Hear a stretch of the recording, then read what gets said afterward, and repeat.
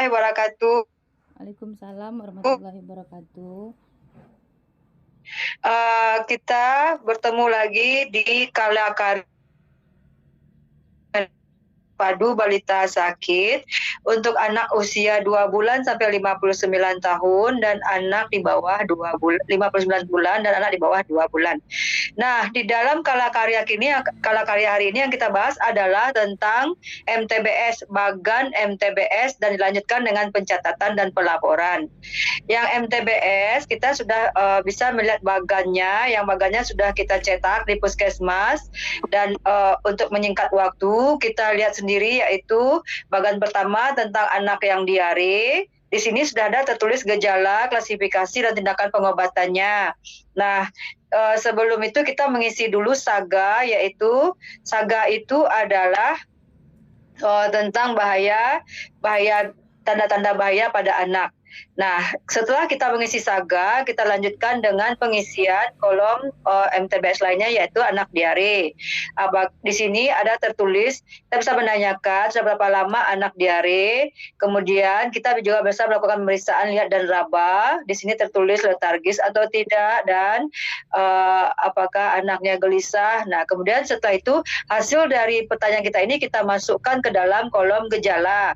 Setelah kita mendapatkan kolom gejala, kita masukkan ke kolom klasifikasi. Setelah itu kita bisa melakukan tindakan dan pengobatan. Nah, setelah ada kolom diare, kemudian pindah ke demam. Sama juga dengan yang pertama, kita tanyakan dulu di kolom ini, kita tanyakan pertanyaan yang ada di sini, kemudian jika jawabannya ya, maka kita lanjut ke kolom gejala. Kita bisa memasukkannya ke gejala. Setelah gejala terisi, kita bisa mencocokkannya ke klasifikasi. Setelah klasifikasi ada, kita bisa melakukan tindakan pengobatan.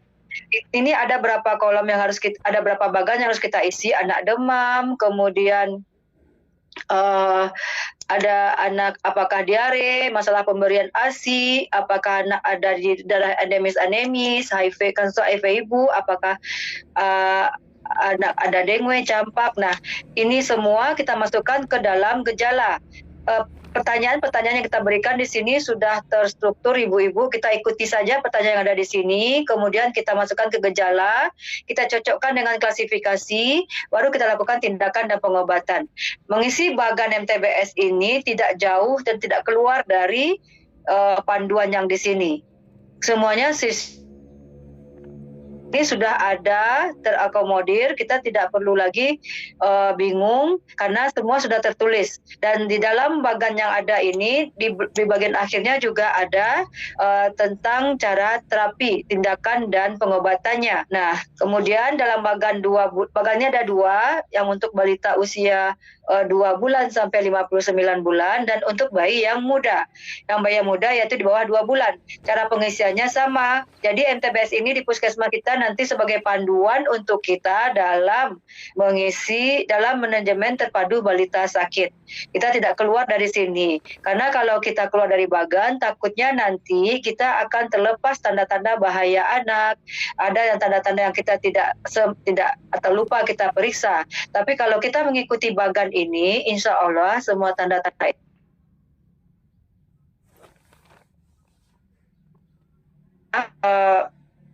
di dalam bagan ini tidak terakomodir apa kita tanyakan, kita bisa melihat keterangan yang ada di bawah. Nah, jadi begitu. Nah, bagan ini kita letakkan di ruangan kita masing-masing. Setiap ada kita lakukan, tidak ada kunjungan berita sakit, kita lakukan dengan memakai bagan ini. Begitu ya Bapak Ibu. Nah, setelah bagan ini kemudian dilanjutkan dengan pencatatan dan pelaporan. Pencatatan dan pelaporan itu kita akan dilanjutkan oleh Bidan Nova. Sekian dari saya. Assalamualaikum warahmatullahi wabarakatuh. Warahmatullahi wabarakatuh. Baiklah Umi, hasil dari pelatihan kami tentang MTBS dan gizi buruk, bahwasanya untuk klasifikasi gizi untuk usia di atas 2 bulan sampai 5 tahun, kita melihat klasifikasi gizi buruk itu dan tinggi badan atau panjang badan menurut umur. Sementara untuk klasifikasi bayi muda di bawah 2 bulan, Kita hanya melihat berat badan per umurnya saja.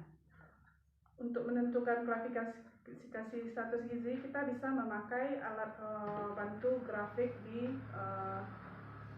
KMS kita atau di buku JIKA kita. Kalau misalnya untuk berat badan per umur, kalau misalnya dia di bawah min 3 SD, berarti itu dikelompokkan menjadi berat badan rendah menurut umur. Seandainya ditemukan di bayi muda, kita itu berarti rujuk.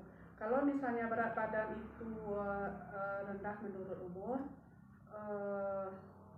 atau tidak rendah menurut umur, kita hanya memantau asupan makan dan memberikan konseling serta nasihati kapan akan kembali. Sementara kalau misalnya itu bayi di atas 2 bulan sampai 5 tahun, kita memakai grafik berat badan per tinggi badan, di mana klasifikasinya di atas 2 bulan sampai 5 tahun. Dalam pengklasifikasian gizinya itu ada gizi buruk dengan komplikasi, itu di warna merah. Jika itu terjadi pada balita kita, berarti dirujuk. Kemudian di garis kuningnya, di warna kuning gizi buruk. Kemudian di garis kuning gizi buruk tanpa komplikasi. Kalau dia itu gizi buruk yang harus dirujuk, berarti kalau ada penyakit penyertanya dirujuk. Kemudian untuk gizi kurang, kalau gizi kurang misalnya kita pantau pemberian makan, kemudian kunjungan ulang setelah 14 hari. Kalau gizi baik itu pantau berat badannya setiap bulan. Nah, kalau untuk stunting, kalau balita itu sangat pendek, berarti di garis merah atau di warna merah, berarti pasien itu harus dirujuk. Kalau misalnya dia itu normal, cukup kita pantau penimbangannya setiap bulan. Dalam mengklasifikasikannya itu Oke, dan bidan sekarang kita akan membahas tentang cara membuat formulir pencatatan formulir balita sakit ya. Kita contohkan ini adalah kasus si Asep. Jadi caranya itu kita bikin nanti tanggal kunjungannya tanggal berapa. Si Asep ini bapaknya keluarnya dia dengan diare ya. Jadi kita isi tanggal kunjungannya, terus kita bikin namanya si Asep, dia laki-laki atau perempuan, bikin di sini. Terus anak ibu Nani dibikin nama ibunya. Terus di sini kita bikin juga dia di daerah endemis malaria atau tidak gitu. Terus kita bikin juga tingkat kepalanya berapa, suhunya, lilanya, tinggi badannya, umurnya berapa, terus anaknya ini sakit apa, kita bikin di sini. Dia termasuk kunjungan berapa. Dia kunjungan pertama ini datangnya si Asep ini. Jadi kita kaji juga mengenai pemeriksaan tanda bahaya umumnya dengan segitiga, S9, gawat anak atau sabar. Jadi di sini dia tidak ada keluhan ya, makanya dia stabil. Kita klasifikasi stabil. Jadi tindakan pengobatannya tidak perlu kita berikan ya. Terus selanjutnya kita kaji juga apakah dia batuk gitu. Nah, dia sini dalam apanya tidak ada keluhan batuk, makanya tidak kita isi ya, kosong aja. Kemudian diarenya juga dia ada keluhan diare udah 2 hari, kita isi 2 hari di sini. Jadi kita lihat ini ya berapa lamanya 2 hari. Terus dia ada keluhan lain nggak? Ya, dia ada disentri. Dan juga di sini dia disentri. Ini kita tulis dia. Terus apa tindakan kita yang kita berikan? Kita berikan cairan zinc sirup kunjungan ulang 2 hari. Jika tidak ada perbaikan, kita suruh untuk lakukan terapi A misalnya. Terus apakah dia ada demam? Nah, dia tidak ada demam, tidak kita isi ya. Dan tidak ada pemeriksaannya. Kemudian besoklah apa dia ada campak, keluarnya nggak ada. Terus apa dia ada demam lebih dari 2 hari atau ini kalau di bagian ini dia pertanyaan ini mengarah ke demam dengue ya. Jadi dia tidak ada keluhan itu, maka kita kosongkan ini.